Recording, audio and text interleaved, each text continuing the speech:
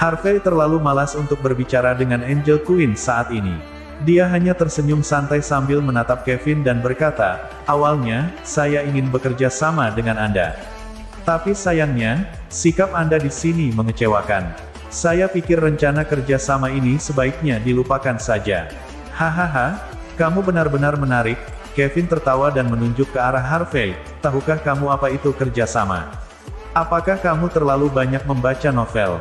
Apakah membeli mobil rongsokan berarti kerja sama? Rupanya Bibi Lilian benar-benar bisa melihatmu.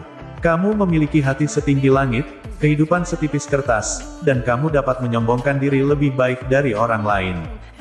Serius, jika kamu laki-laki, keluarlah sekarang dan jangan mempermalukan Mandy di sini." "Aku tidak tahan lagi." Petik 2. Kevin terlihat sinis, dan Angel Queen di sebelahnya juga mencibir. Menu yang menumpang rumah ini benar-benar mempermalukan para pria. "Oke, Harvey, itu saja. Saya benar-benar tidak punya waktu untuk berbicara omong kosong kepada Anda. Mandy dan aku punya sesuatu yang serius untuk dibicarakan, silakan lanjutkan." Kevin jelas tidak sabar dan berkata sambil menggoyangkan jam tangan emasnya yang besar. Harvey tersenyum tipis dan berkata, "Tuan Queen, saya akan pergi tanpa Anda mengusir saya. Namun, saya khawatir jika saya segera pergi, Anda harus berlutut dan memohon saya untuk kembali." Harvey menatap Kevin dengan dingin. Orang ini mungkin tidak tahu dengan siapa dia berbicara. Saat ini, ada banyak orang di kota Nanhai yang menangis dan meminta investasi dari dirinya sendiri. Dan Auto City ini sedang terlilit utang dalam jumlah besar. Tanpa investasinya, bisnis ini akan bangkrut dalam waktu kurang dari setengah tahun. "Harvey, saya kenal seorang ahli di Departemen Psikiatri Rumah Sakit Kota. Bagaimana kalau saya mendaftarkan nomor untuk Anda dan Anda dapat pergi dan memeriksa? Anda tidak perlu melakukan apapun. Biarkan dokter memasukkan jarum di dahimu dan lihat apakah udara di dalamnya sudah keluar. Saat kamu keluar, apakah kamu masih melamun?" Kevin tertawa bodoh. "Jika hari itu tiba, aku akan bersujud padamu dan menyuruh ayahmu keluar. Kalau begitu kamu harus ingat, yang paling aku benci adalah ketika seseorang berpura-pura lebih rendah padahal mereka tidak mampu membelinya." Harvey tersenyum tipis, lalu berbalik dan melangkah pergi. "Mandy, abaikan orang gila ini. Aku menyarankanmu untuk bercerai sesegera mungkin. Orang-orang seperti itu tidak sehat secara mental, dan Tuhan tahu suatu hari dia akan menyakitimu." Melihat sosok Harvey yang pergi, Kevin melihat rasa kasihan di wajahnya. "Oke, ayo, jangan bicara tentang pemborosan ini. Ayo kita pergi ke kantor dan menunggu. Bos York Enterprise akan segera hadir."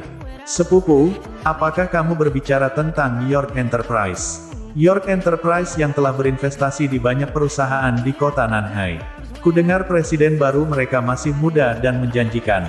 Dan dia misterius, rendah hati, dan tampan.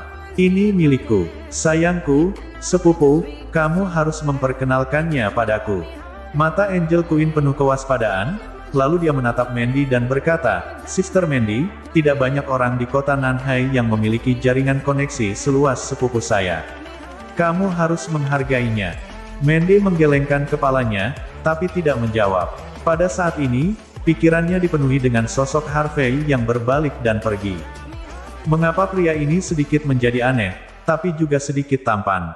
Juga, di tengah hari, bagaimana dia bisa sampai di sini? Dia tidak lagi mengendarai sepeda listriknya, bukan?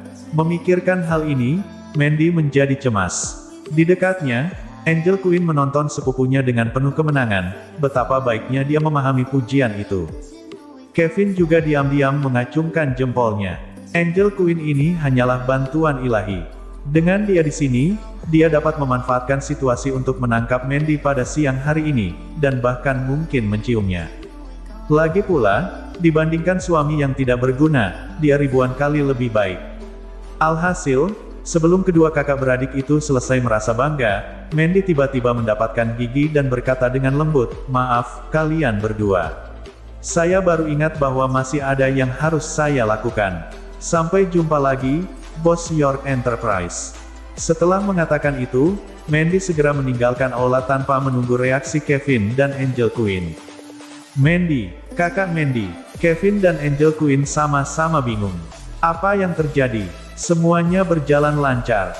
Di luar Auto City, sepeda listrik kecil Harvey tidak dapat menyala untuk waktu yang lama. Ketika dia tidak bisa berkata-kata, Mandy sudah keluar. Harvey, kamu mau kemana? Bagaimana kalau aku mengantarmu? Melihat adegan ini, Mandy ragu-ragu sebelum berbicara. Harvey memandang dan berkata dengan tenang, apakah kamu tidak ada urusan serius dengan Tuan Queen? Apa yang kamu lakukan di sini?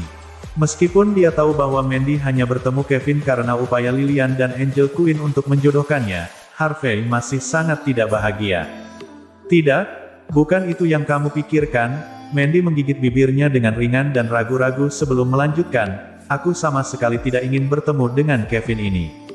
Dia memberitahuku hari ini, dia mengenal bos York Enterprise dan ingin memperkenalkannya kepada saya, jadi saya datang.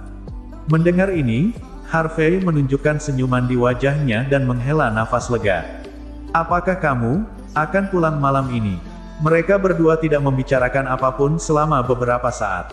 Mandy terdiam beberapa saat sebelum berbicara.